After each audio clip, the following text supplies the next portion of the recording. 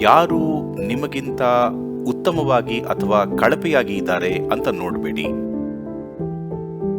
ಮುಖ್ಯವಾಗೋದು ನೀವು ನಿಮ್ಮ ಅತ್ಯುತ್ತಮ ಮಟ್ಟದಲ್ಲಿದ್ದೀರಾ ಅನ್ನೋದು. ಜೀವನದಲ್ಲಿ ಅದಷ್ಟೇ ಮುಖ್ಯ.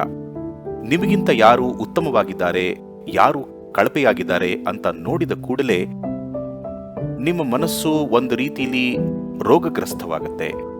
ನಾನು ಆ ಪದನ ಬೇಕಂತಲೇ ಬಳಸ್ತಿದ್ದೀನಿ. ಮನಸ್ಸಲ್ಲಿ ರೋಗಗ್ರಸ್ತರಾಗಿದ್ದೀರಿ, ಯಾಕಂದ್ರೆ ಇನ್ನೊಬ್ಬರ ಸೋಲನ್ನ ಎಂಜಾಯ್ ಮಾಡ್ತೀರಿ.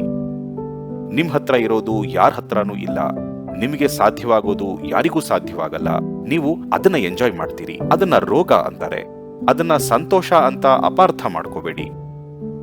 ಜೀವನದ ಸಂತೋಷ ನೀವು ಮಾಡೋ ಎಲ್ಲ ಚಿಕ್ಕ ಸಂಗತಿಗಳಲ್ಲಿರುತ್ತೆ. ಸಣ್ಣದಾಗಿರ್ಲಿ ದೊಡ್ಡದಾಗಿರ್ಲಿ, ನೀವು ನಿಚ್ಚಳವಾಗಿದ್ದು ನಿಮ್ಮ ಗರಿಷ್ಠ ಮಟ್ಟದಲ್ಲಿದ್ರೆ ಜೀವನ ಶ್ರೀಮಂತವಾಗಿ ಅದ್ಭುತವಾಗಿರುತ್ತೆ. ನೀವು ತಲೆ ಎತ್ತಿ ಯಾರು ಹೇಗೆ ಸಾಕ್ತಿದ್ದಾರೆ ಅಂತ ನೋಡ್ಬೇಕಿಲ್ಲ. ಕೈಲಾದಷ್ಟು ಅತ್ಯುತ್ತಮವಾದನ್ನ ಮಾಡ್ಬೇಕಷ್ಟೇ. ನಿಮಗೆ ಅದಷ್ಟನ್ನೇ ಮಾಡೋಕ್ಕಾಗೋದು. ಅತ್ಯುತ್ತಮವಾದದ್ದನ್ನ ತರೋದು ಹೇಗೆ? ನೀವೇ ಒಂದು ಅಡ್ಡಿಯಾಗದಂತೆ ನೋಡ್ಕೊಳ್ಳೋಕೆ ಕೆಲವು ಕಾರ್ಯವಿಧಾನಗಳಿವೆ. ನಾವು ಇನ್ನರ್ ಇಂಜಿನಿಯರಿಂಗ್ ಅನ್ನೋದು ಇದನ್ನೇ. ನಿಮ್ಮನ್ನ ಹೇಗೆ ರೂಪಿಸಿಕೊಳ್ಳೋದು ಅಂದ್ರೆ, ನಿಮ್ಮೊಳಗೆ ಆಂತರಿಕ ತಿಕ್ಕಾಟ ಇರಲ್ಲ. ನೀವೇ ಒಂದು ಅಡ್ಡಿಯಾಗಲ್ಲ.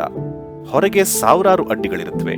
ಅದನ್ನ ಕೈಲಾದ ಮಟ್ಟಿಗೆ ನಿಭಾಯಿಸ್ತೀವಿ. ಆದ್ರೆ ನಾನು ಸಮಸ್ಯೆ ಅಲ್ಲ, ನೀವು ಅಷ್ಟನ್ನ ಮಾಡ್ಕೊಳ್ಬೇಕು. ಇದನ್ನ ಸಾಧ್ಯವಾಗಿಸೋಣ.